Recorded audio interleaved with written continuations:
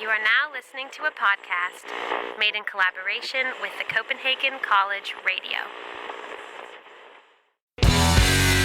Hey everybody, thanks so much for tuning in to episode 35 of the Social Media and Politics podcast, bringing you expert insights into how social media is changing the political game.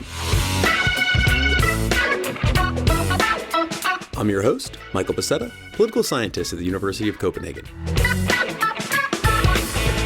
If you haven't already, you can follow us on Twitter at SMNP Podcast and check out the Facebook page, facebook.com/Social Media and Politics Podcast.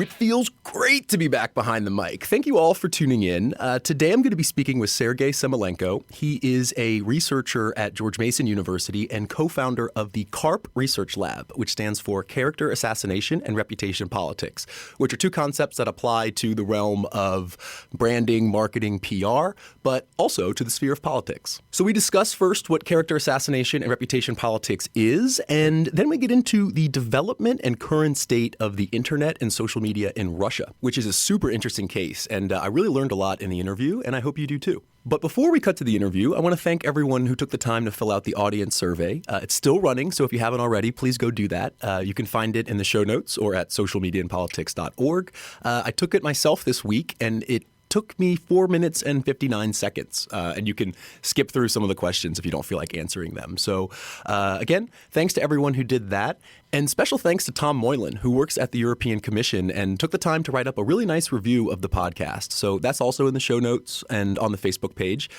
Thanks for that, Tom.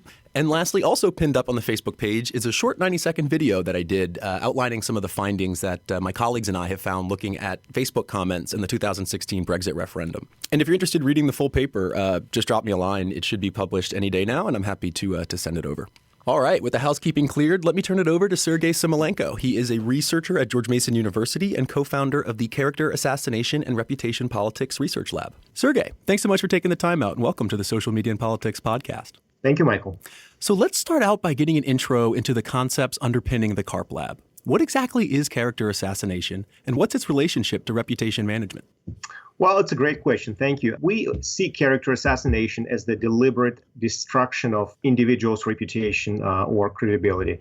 And strictly speaking, it's we're not concerned with character per se, but with the way character is perceived and judged by others. So this is a very inclusive concept that can be addressed from a lot of different perspectives, because you really have to look at the psychology of character assassination. You have to look at communication channels and messages. You have to look at context. You have to look history.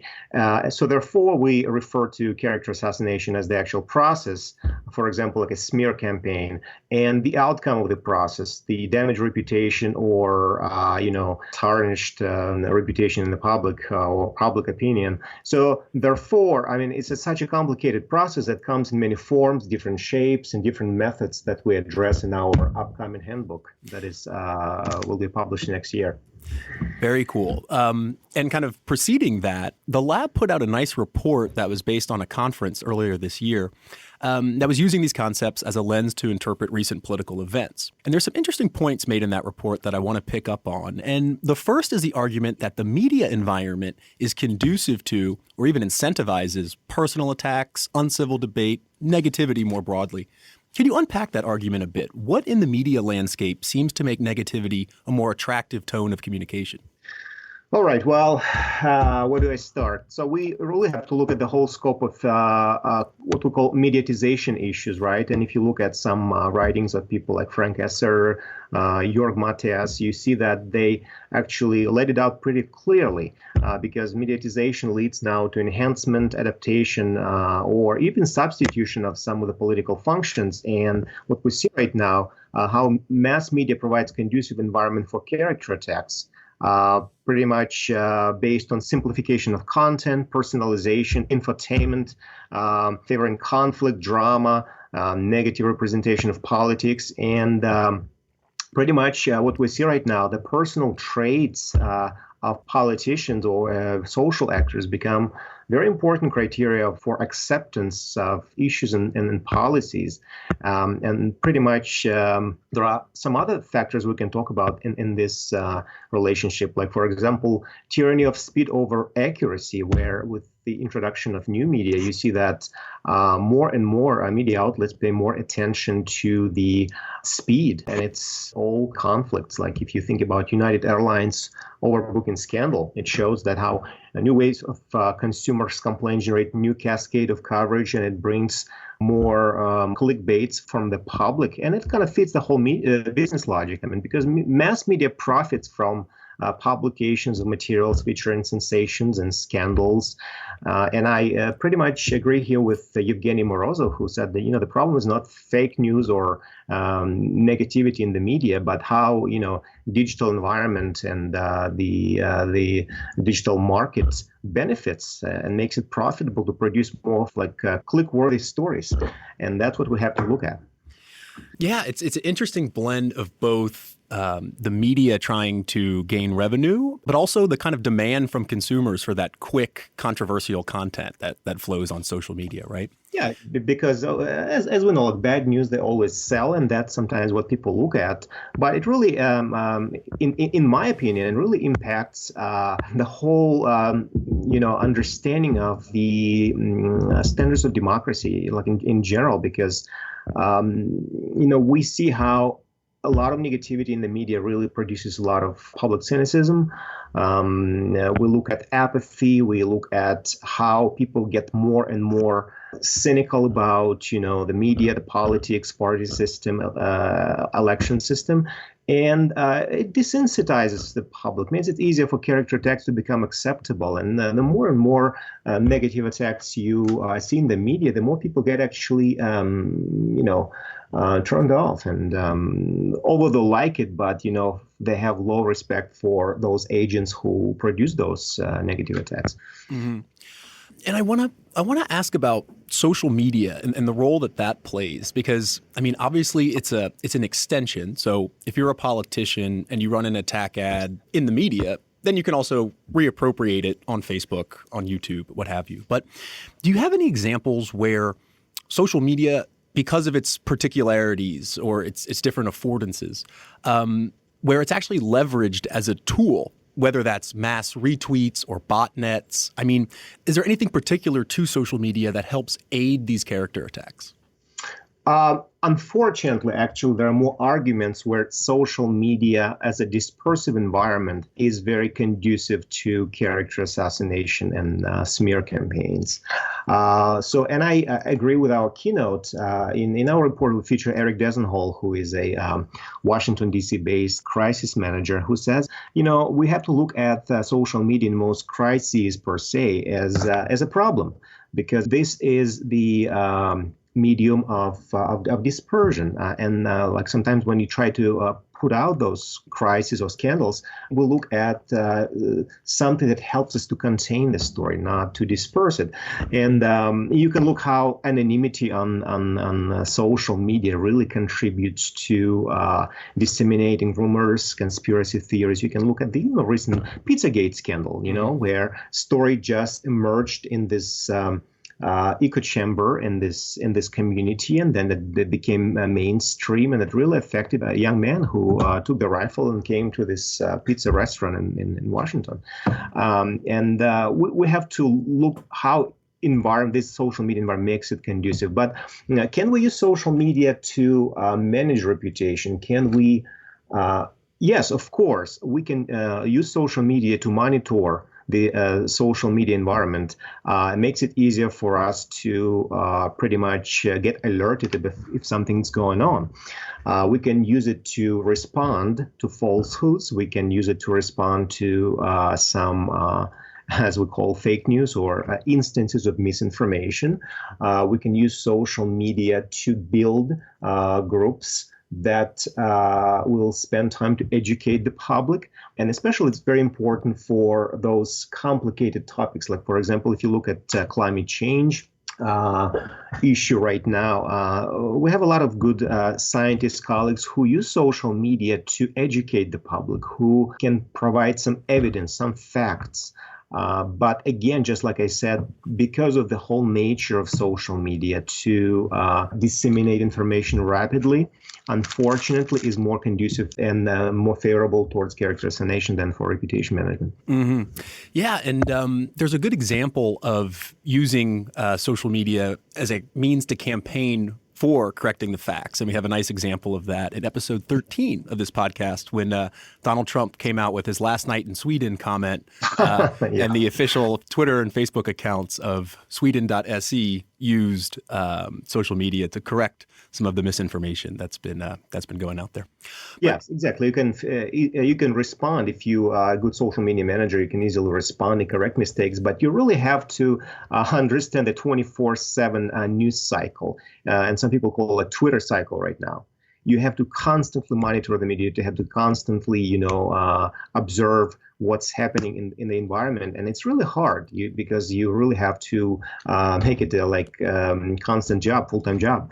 Yeah, and it's from some of the NGOs we've talked with, that kind of it's outside their resource capacity to be able to do that. Exactly. Not a lot of people have that particular strength, and not a lot of people actually have the high level of media literacy that can understand what's true, what's not. And therefore, as educators, particularly, we really have to look at the whole media literacy aspect, how we can educate the public, how we can educate the students so they can tell the difference between good information, bad information, how they can tell solid argument from a ad hominem attack, right, based on fallacies. We have to understand the entire inoculation theory potential, because I think there is a lot of potential behind inoculation theory, how we can actually counter argue and respond to those character attacks. So yes, obviously as educators, we can help a lot. Yeah, and if there is any institution that would have the resources to meet this news cycle, it would be governments, right? And I want to keep on the same themes we've been discussing, but zero in on the Russian case, because I know you're quite familiar with strategic digital communication there. Can you first tell us about the social media landscape in Russia? There's a couple of unique platforms there, right? Right. It's a very interesting social media environment. Russia always been known for a large blogging community, and especially live journal, where a lot of prominent opinion leaders and thinkers really actually made name for themselves, writing blogs for live journals and having public discussions. And if you look at some early research from Berkman Center, it shows that in the early times, in the new millennium, Russia had more political discussions going on than the United States on those platforms. And that really kind of increased during Medvedev's presidency during 2008, 2012, where user generation content became popular. Russian internet community known as Runet became a public space for discussing, debating cases of state corruption, abuse of power, tools for civic activism, digital mobilization during natural disasters.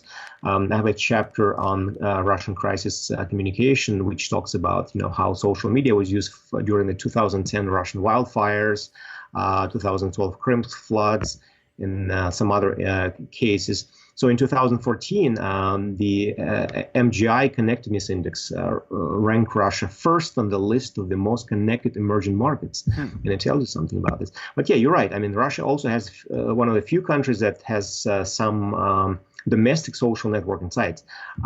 So Vkontakte is an important website, which is similar to Facebook, and pretty much is very popular among young population. Pavel Durov, who started Vkontakte, he is now launched his recent application called Telegram, which is pretty much focuses on encrypted messaging services. Right. This is the one that has been, I think, ISIS or ISIS cells had been using at some point, and because of its encryption. It's pretty actually well protected and could be used by a lot of different organizations. Actually, they say it's quite popular among Kremlin administration right now, and like politicians who want to keep their conversations private as well. So, which is very interesting. But there is also a unique Russian phenomenon, site Odnoklassniki, which is pretty much classmates.com. It's a version of classmates.com, which is extremely popular among what we could call more conservative population in Russia, because Russian nowadays also both urban and rural publics are well connected, and people in the regional areas, they use Odnoklassniki a lot, and those people actually have completely different themes and completely different topics to discuss. So live journal people who were leading a lot of political conversations now move to Facebook. So now we have very interesting dynamics. We have a lot of young people using Kontakte. We have a lot of more conservative folks and people who are far from discussing politics, occupying Odnoklassniki. And we have a lot of open-minded, liberal thinking people just occupying Facebook and having conversations about ongoing issues in Russia and overseas all the time on Facebook. So it's really interesting how social media kind of divided the Russian population and their use of the internet. Yeah, it's interesting. I mean, I think there are some parallels in the West, which would be, you have a more liberal, news-oriented group on Twitter, right, versus a more general population on Facebook. But it's interesting because Russia is such a massive country and with so many diverse populace. I just want to follow up on a couple things there, and just to clarify for myself and the listeners, which is, what is this RuNet? It's just the internet in Russia, but does anything... It's pretty much a name for Russian internet, but... is it a portal or...? Well, it's called the ecosystem, the space that originally started with a few independent sites, some activists who then moved to LiveJournal, and that's why LiveJournal became a phenomenon in Russia. Unlike the United States, where LiveJournal was popular, but not the extent how it became popular in Russia, because there were some websites, and there are still some prolific websites on LiveJournal. Although most people, again, just like I said, moved to Facebook, generated a lot of public conversations and actually a lot of initiatives, like grassroots initiatives, political ideas came from LiveJournal. So pretty much when you talk about RuNet, you have to talk about late 90s, early 2000s, and the emergence of LiveJournal community in Russia. Mm-hmm. And just to talk a little bit about this Kontakte, I don't have the best pronunciation for it, but Kontakte. I've seen the platform. I have some Ukrainian friends who use it, and the reason that they use it is because it also provides live streaming of music. It has most of the functions of Facebook. It's very popular in all post-Soviet countries, as we can talk about. Central Asia, Ukraine. It's popular in Belarus. Pretty much all post-Soviet space use Kontakte, Russian-speaking segment of it. Mm-hmm. And it really is a whole bunch of different features, right? It has kind of a Facebook wall type of thing, but again, it has streaming for music and I'm sure video now. Right. And so what other things kind of set it apart from people, like myself, who mostly use Facebook? That's kind of our frame of reference, but this has a little bit more broad feature aspect to it. Right. What you can see in actual Kontakte, just like I said, it's very popular among young users because of its music streaming ability. So you can pretty much add any music or any song or any video from the internet, and you can build your own music library, like in Spotify, for example. Mm-hmm. You can download some content from it, but it's also very extremely popular for building publics. Or some groups based on interests. Like, for example, there are a lot of young people who generate entire community around their interest, whether it's fashion, whether it's some music genre, whether it's cinema, and there are tons and tons of them. It's also used for a lot of young people for dating and meeting new people and generating some flash mobs. And organizing different grassroots events, so it's very popular and it's very user friendly. Yeah, and one of the things that I know about it, and I don't know the extent to which it is, but the data that you can harvest through their API is extremely open. So you can really, on Facebook, you can go in and you can get data from public pages, but you can't go into private networks. But I think in Kontakte you can. Pretty much yes, unless there are some security set up. But yeah, it's pretty open. Like for example, I can from my account, I can go to someone else's media library and I can listen to their songs, and it makes it very appealing to a lot of people. Yeah. Yeah, and as a researcher, you can pull pretty much all the data off of this website. Oh, absolutely. You can actually look at it. There's a huge focus group now. You can use it as a huge, content analysis database. And that brings me kind of to my next question, which I'm curious about. Is that a sort of way to be able to monitor that platform? Because the internet and its relation to the state in Russia is really an interesting historical development. So can you kind of give us a brief rundown of that? Yeah. So was actually one of the reasons why Pavel Durov, who was founder of Kontakte, had to sell his share and move to a different country because after some protests in 2012, where there were some huge protests in Moscow before the third term of President Putin. So a lot of those protests, a lot of coordination, organization, and dissemination of information was done through sites like Kontakte in a way. And so in December 2013, Durov was pressured into selling his stock to the owner of the major Russian internet company, who again sold it to another company associated with the state right now. And pretty much when Durov left the country because he had so much interest from security services, he founded Telegram, which was originally based in Berlin, and now I think Durov lives in on the islands, in St. Kitts and Nevis. So the Telegram might have been a sort of... He recently said that even Telegram now has a lot of interest both from the U.S. and Russian intelligence services because they were trying to see how they can control it. And the problem with that, when you see this interaction between these innovators and the state always tries to control this environment, which is very unknown, very mysterious, and sometimes they don't really know how they're going to control it, but they still try to do their best. And when you had these, in terms of RuNet, when you have, was it LiveJournal? Yes. When you had this sort of LiveJournal political blogging going on in the early days, so to say, I mean, did the Russian government try to implement policy to control that, or did they let it go uncensored?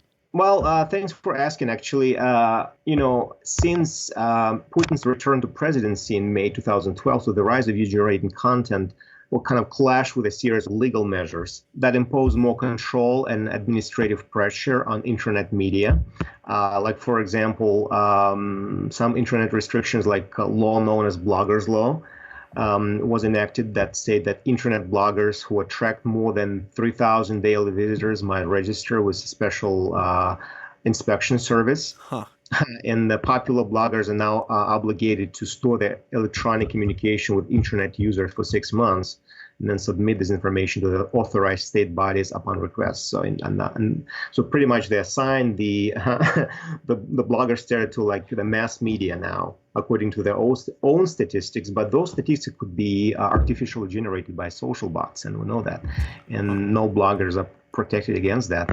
And there are some other legal restrictions like that. And in my chapter, I go over into all these legal details and explain what they mean. But these activities kind of support the vision, the state's vision for nationalizing the online space of the country. Furthermore, the Russian state is kind of rewriting the country's doctrine of information security, which pretty much been updated and revised according to the recent political sanctions and some other standards. So in other words, it's kind of a protection against special services and Western influence and control NGOs.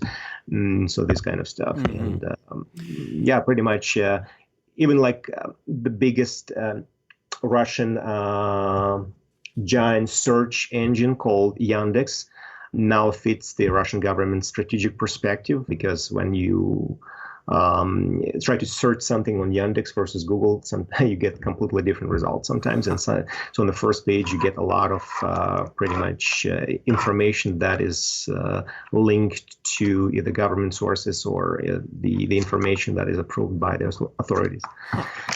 Well, if you're if you're a Russian blogger around 2010, 2012, and you're against the government, I mean, I can imagine that you wouldn't take kindly to these types of policies. Yeah. But at the same time, the Russian state has a pretty well-established reputation for cracking down on dissenters. So did they pursue internet activists harshly, or were there any examples of bloggers who, we hear all the time of people being against the Russian regime who just disappear or something? I mean, have there been examples of that? Well, I can't really say of any massive actions against the bloggers, but Russian state is known for their showcases, where they sometimes through a process show the entire community that they should comply with the restriction, that comply with the law that they instilled. Right, like making an example. Right now, there are so many laws that, for example, you could be easily prosecuted for propaganda of terrorism, for example. There's a lot of recent terrorist laws. Any type of pretty much agitation or so-called propaganda from activists could be seen as call for instigating anti-government attitudes or calls for terrorism. So there are some laws that could easily prosecute you for, uploading, for example, naked picture, and could be construed as a propaganda of pedophilia or some other thing that are forbidden by the law. So in other words, the law system allows the states interpret it according to their own needs and their purposes. And then what we can see right now that the state agent, they have really studied well the internet culture, the Russian internet culture, and they now using a lot of grassroots techniques and social media techniques that were primarily used by activists before. And a lot of them actually mostly appear in the form of AstroTurf, which is a fake grassroots activities. Mm-hmm. Like, for example, this past spring in 2017, when the Moscow mayor unveiled big plan for rebuilding Russia and demolish a lot of thousands of cheap Soviet apartment buildings, all of a sudden you see dozens of community pages suddenly emerge on social network VKontakte, supporting the mayor's decision and plans. And you can see all of a sudden all these artificially made accounts have joined in enthusiastic support, churning like dozens of posts and comments. And obviously a lot of people know that some of those are either paid for users or some social bots that's been employed by the system. But it's kind of interesting how some early activist and social media user-generated content is now being employed, some of those techniques and badges. Yeah, it's interesting. That's that idea of inoculation, right? Sort of having prepared strategies to preempt crisis situations. And it seems, that the Russians have been pretty developed on that front in terms of developing a sort of, on the one side, you have the character assassination, but on the other, it's about managing that reputation. And part of that is obviously this crisis communication or impression management. Right, exactly right. So that's one point that we addressed in our report about impression management, which is thanks for asking about that, by the way. So the whole media logic now puts so much pressure on political actors that they have to act according to this media logic, and they have to perform, and they really have to improve their impression management skills. So now, it's not about policies or things that you say, but how well you manage this media environment, right? And some people who presented our conference, they argued that one of the reasons, President Trump was successful, but he was using Twitter, and he was using a lot of media logic perfectly to his advantage, and he was a great impression manager using his own image, and he was using this consistently. But when we talk about Russia, you see that when Russian interests clash with, let's say, Western interest, a lot of could be astroturfing or instigated or run by state social media platforms emerge to support certain doctrine or certain agenda. Like, for example, in 2014, 2015, during the Ukrainian crisis, there was a huge campaign against the State Department spokeswoman Jennifer Psaki, who drew like curious attention from the Russian media, and they were using the approach called ridicule. So we actually, in character assassination, we study comedians a lot, and we study the whole aspect of ridicule. Mm-hmm. And Jennifer Psaki was repeatedly denigrated and made fun of by the Russian media and portrayed as dumb American. And actually, social media, user-generated social media users create a lot of viral flash mobs and numerous examples of internet folk art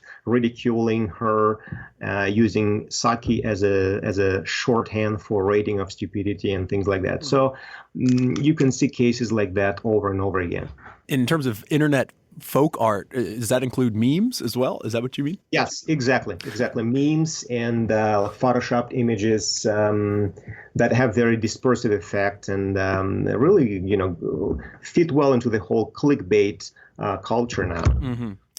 And I mean, one of the things that's kind of not particular to the Russian government, but one of its key features is that the media is pretty much an arm of the state in many cases. So it's pretty easy to think of a scenario where the government would like to sort of crack down on someone and they use the media as an arm to do that. But I want to ask about one of the main targets of Russian propaganda, which is the West, but particularly the U.S. What kind of examples or techniques in terms of character assassination might has the Russian government done towards the West? Like what kind of frames of the West have been sort of used in this media state nexus? Well, I would say that, again, things were more hostile during the Ukrainian crisis, where there were a lot of websites pretty much against people who resisted the agenda, the state's agenda, political agenda. There were fewer examples of campaigns or character assassination campaigns against the West or Americans per se. So you can think of some cases when there were some sites or some memes against Obama, some images against the White House. But I would say that the main strategy is this use of social bots or internet trolls that pretty much interfere with online discussions. And by doing so, they try to reshape the conversation and the entire discussion on different Western forums. So we're just releasing a new study based on our analysis of character assassination during the Ukrainian crisis. And you can see that pretty much if you look at the Western and Russian media, there are examples on both sides how character attacks are used by the media.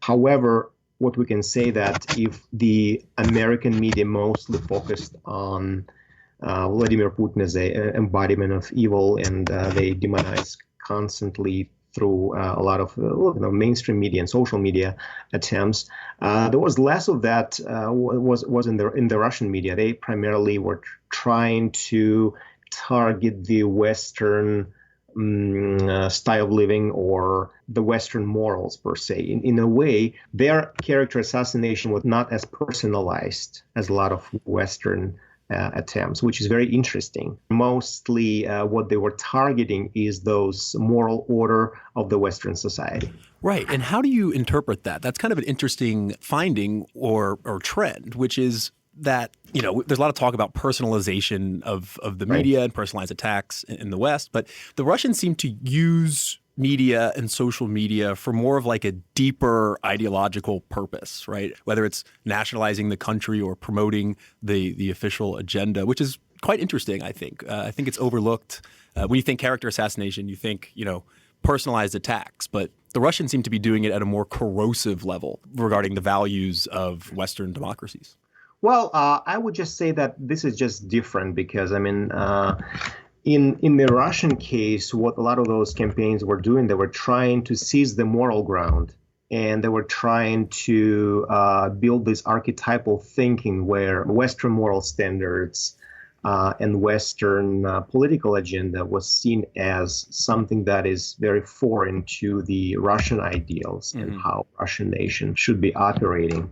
And if we look at the literature, we know that in political contests, it's pretty much all about establishing credibility and legitimacy early enough, while you should simultaneously attack and delegitimize the opponents.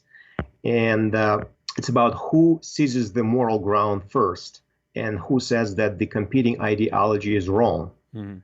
Yes, you're right. By doing this in international affairs, character assassination is always used as a part of framing media strategies to trigger emotional response from the audience and promote moral judgment about events. So at this point, you are reshaping this political event through agenda setting, framing, and priming, like Ant-Man. You also make it trying to significant impact on your own domestic policy. So when a lot of Russian media trying to criticize or attack the Western way of living, they're mostly doing this for domestic purposes, I would say. Kind of like the best offense is a good defense. Right. But my last question has to do with these recent protests that have been popping up in Russia, both in March and June, for example, of this year. And you see a lot of, at least what I see in the media, is a lot of, plaques and pictures of Vladimir Putin. So how do these anti-corruption protesters attack Putin's character? Because in that case, it seems that it's quite personalized. Well, you have to understand that when we talk about the Russian state, it's not just Vladimir Putin, and there are a lot of different regional authorities and federal authorities that are under criticism from activists, for example. In a way, Vladimir Putin was able to build an image as a person who is above all other corrupted bodies or people who are contributing to this growing dissatisfaction in the Russian community, because people need some changes, and people actually really articulating right now that the course for stability is over now. They need something real. They need some improvements in the economy. They need improvements in their state of living. So in a way, when they protest, they're not only not particularly attacking Vladimir Putin per se, but they are actually attacking the course of ideology in many ways. And I would not really overrate some of those protests, because some of them are seasonal, some of them actually have a very sporadic mood, but per se, if we look at them, you will see that they haven't been really systematically used, that we can say. They've been actually attacking Vladimir Putin. So, for example, we often think about Alexei Navalny as a leader of opposition. And a lot of his campaigns were basically against corrupt statesmen or politicians surrounding Vladimir Putin, but not Vladimir Putin himself, which is a very, very interesting kind of phenomenon. So whether Vladimir Putin will become a huge target of character assassination within country in the next year or so, we'll see. So at this point, it's early to say that. Yeah, it's interesting. It just seems much less personalized than in the United States, for example, where, there's obviously low approval for Congress, but it's the individual politicians who really get attacked, whether that's Paul Ryan or Nancy Pelosi or right. Well, within Russia, Vladimir Putin still enjoys a lot of popularity, and especially in the regions. Well, Sergei, thank you so much for taking the time. This has been incredibly interesting. Thank you, Michael, for the opportunity, and I'll be looking forward again to our next conversation. I've just been speaking with Sergei Samoilenko, researcher at and co-founder of the Character Assassination and Reputation Politics Research Lab at George Mason University. And that's a wrap for this episode of the Social Media and Politics podcast. I hope you learned something, and go check out all the good stuff on Twitter and Facebook. The Twitter handle is at SMNP Podcast, and on Facebook, just type Social Media and Politics in the search box. Signing off from Copenhagen, I'm your host, Michael Becerra. See you next time.